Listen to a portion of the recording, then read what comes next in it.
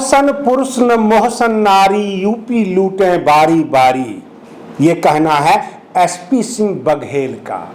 जी हाँ दोस्तों, मैं आरडी भारती और आप देख रहे हैं बिहारी सुल्तान। उत्तर प्रदेश की राजनीति में जब नजर डालनी होती है, वहां के बड़े बड़े नेताओं का इंटरव्यू लेना होता है और जो उनकी मानसिकता निकल कर आती है।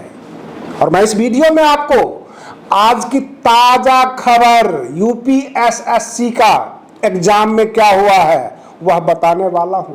अंत तक जरूर देखिएगा।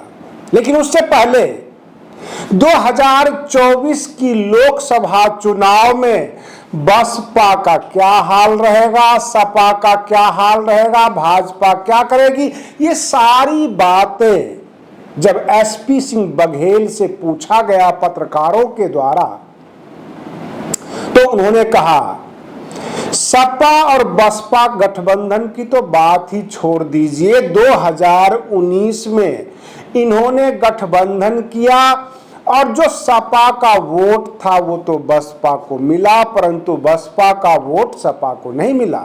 अगर ये गठबंधन नहीं होता तो बसपा को एक भी सीट नहीं आनी थी। ये कहना था एसपी सिंह बघेल का जब उनसे यह पूछा गया कि वर्तमान में ताजा स्थिति बसपा का क्या है।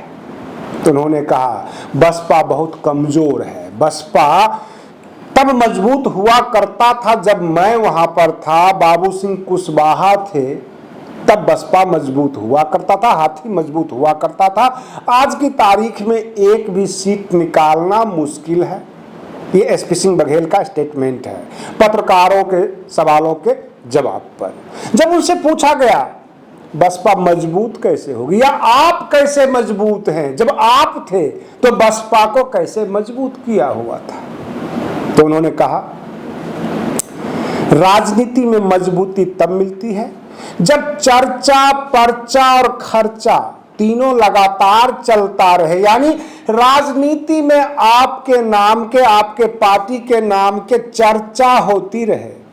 पर्चा यानी हैंडबिल, इश्तेहार वगैरह आप बांटते रहे कि यहाँ प्रोग्राम है, वहाँ प्रोग्राम है, कई जगह प्रोग्राम है, तो लोगों को पता रहे कि बहुजन समाज पार्टी कुछ कर भी रही है। और खर्चा, जब तक खर्चा नहीं कीजिएगा, मीटिंगें नहीं कीजिएगा, जगह जगह प्रोग्राम नहीं कीजिएगा, खर्चा आता है, तो फिर आपकी पार्टी धीरे धीरे खत्म हो जाएगी। बसपा उसी रास्ते पर जा रही है। ना इनका चर्चा है, ना इनका पर्चा बढ़ता है, ना इनका कोई खर्चा हो रहा है। बहन मायावती जी ने अपने आप को कैद कर लिया है और वो केवल ट्वीट करते हैं। जो लोग काम नहीं करते वह ट्वीट करते हैं। यह तो उनकी स्टेटमेंट है, बसपा पे लाछन लगा दिया, सारी कमियां बता दी। लेकिन एक सवाल है जिसके साक्ष्य हमारे दर्शक हैं। आपसे महत्वपूर्ण कमेंट्स हमें चाहिए और अगर यह वीडियो अच्छा लगे तो इसे लाइक भी कीजिए और शेयर भी कीजिए, क्योंकि आज 16 अक्टूबर 2022 है और उत्तर प्रदेश के सभी युवा, 37 लाख युवा आज एग्जामिनेशन सेंटर पर बाप बाप करते हुए पहुंचते हैं। क्यों करते हुए पहुंचते हैं? क्योंकि ट्रेन में भीड़ ही इतनी थी, पैर रखने की जगह नहीं थी। कुछ लोग कल ही घर से निकल चुके थे। आपने बाढ़ पीड़ितों को देखा होगा सड़क के किनारे सोते हुए, क्योंकि उनके घर जलमग्न हो जाते हैं, गांव बह जाता है। लेकिन ये वे बच्चे हैं जो इस देश का भविष्य है।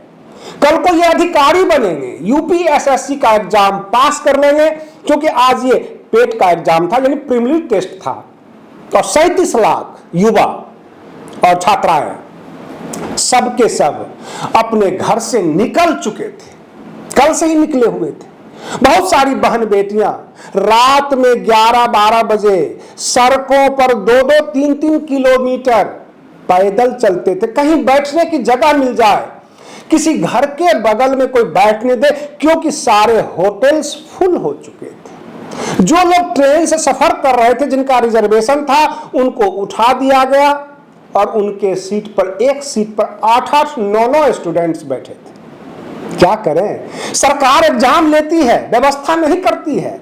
जौनपुर, अंबेडकर नगर, वहां की छात्राएं गोरखपुर आके एग्जाम देती है, गाजियाबाद के बच्चे गाजीपुर और गाजीपुर के बच्चे गाजियाबाद। ये कैसा तुगलकी फरमान है यूपी एसएससी का।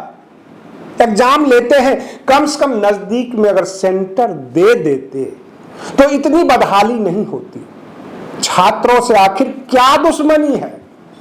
और रही बात ये, जब आप एग्जामिनेशन सेंटर बनाते हैं तो कुछ व्यवस्था भी कर दिया जाए।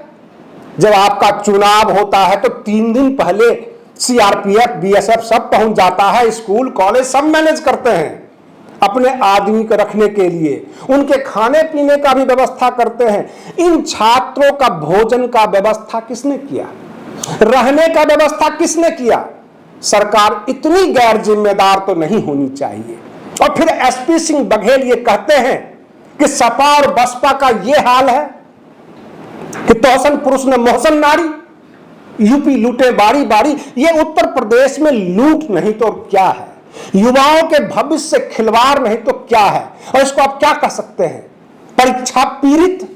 जैसे बाढ़ पीड़ित होता है उसी तरह से परीक्षा पीड़ित, जो सड़कों के किनारे सोए हुए थे, प्लेटफॉर्म पर लड़के लड़कियां सब सो रहे थे। डर था कहीं एग्जाम छूट ना जाए।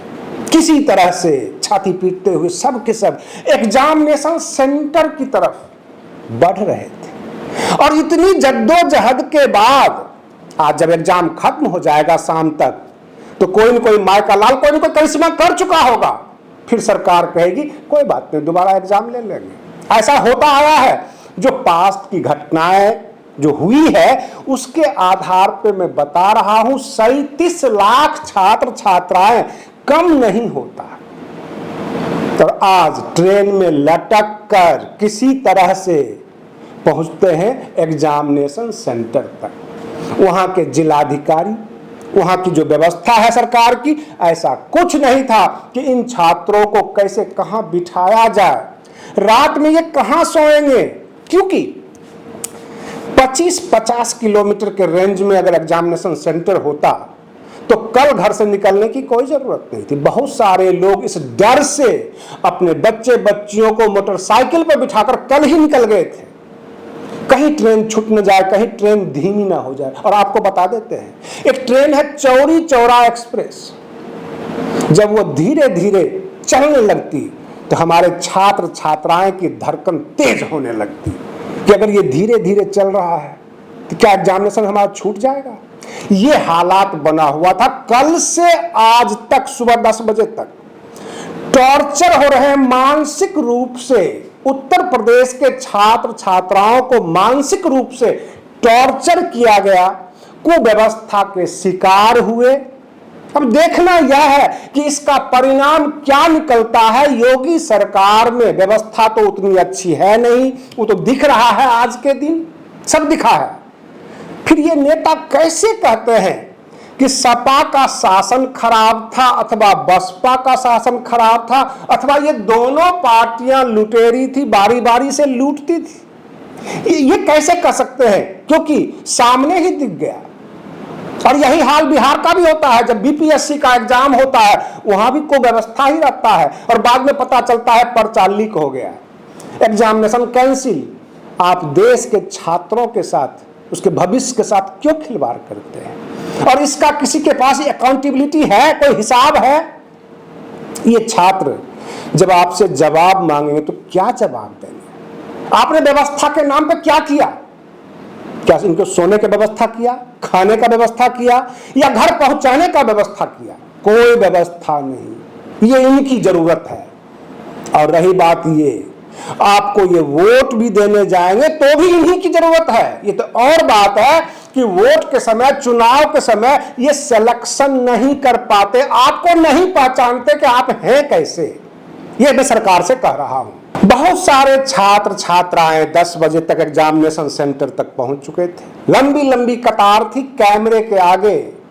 वो अपनी तकलीफें बोल रहे थे, उनकी हालात बता रहा था। वो रात में सोए नहीं थे, पलकें भारी थी, किसी तरह पहुंच गए, एग्जाम दे देंगे। जबकि एग्जाम देने से पूर्व हर कोई छात्र छात्रा रहे हो अपने जीवन में, वो देखते हैं कि कम से कम उसका व्यवस्था ठीक हो, मानसिक रूप से वो टॉर्चर ना हो, उसको रोटी पानी की व्यवस्था हो जाए, खाने की व्यवस्था हो जाए, सुबह नाश्ता मिल जाए या चाय मिल जाए।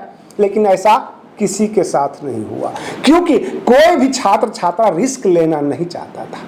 जो ट्रेन से आए वो भी और जो बाइक से आए वो भी, सब के सब, किसी ने 12 बजे रात को घर से निकल लिया, किसी ने कल ही निकल लिया, कोई अपने रिश्तेदार के पास पहुंच गया और कोई होटल के आश्रय आया था कि होटल का कमरा बुक कराएंगे, तो होटल फुल था पहले से ही, तो प्लेटफॉर्म पे रात गुजारी। प्लेटफॉर्म जब भर गया तो प्लेटफॉर्म से बाहर जो सड़कें होती है, उसकी पटरी होती है, उस पे ये रात गुजारे। ये हालात कल से देखने को मिल रहा है उत्तर प्रदेश में, गोरखपुर, जौनपुर, अंबेडकर नगर, कानपुर, जहां जहां ये सेंटर पड़ा है, बनारस की बात कर रहा हूं, हर जगह का यही नजारा रहा है। तो वर्तमान व्यवस्था कैसे अच्छी व्यवस्था हो सकती है? एक भी प्रमाण चाहिए।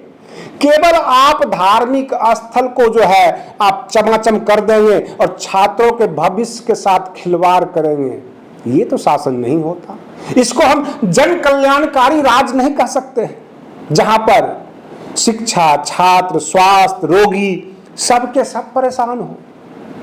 केवल वही खुशहाल होंगे जो बाबा बन के बैठे हुए, जिनको दूसरे के आश्रय जीना है, दूसरे के दान पर जीना है, वो तो खुश हैं, अच्छे हैं। इनको तो अपने सरकार में हिसाब किताब ही नहीं पता होता कि रुपया का रेट गिर रहा है या डॉलर का रेट बढ़ रहा है, कौन आगे बढ़ रहा है, कौन गिर रहा है, कुछ नहीं बता पाते हैं। बस इनको बदजुबानी करनी आती है, चुनाव लड़ना आता है, दूसरों को डिफेम करना आता है।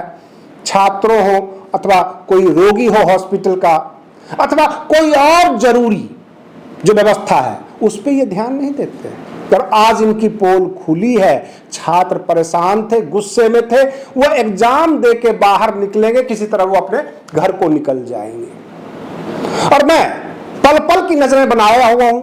अगर आपको यह वीडियो अच्छा लगे तो इसे जरूर लाइक कीजिए, शेयर कीजिए और बने रहिए बिहारी सुल्तान चैनल पर। हम फिर मिलते हैं अगले वीडियो में, तब तक के लिए धन्यवाद।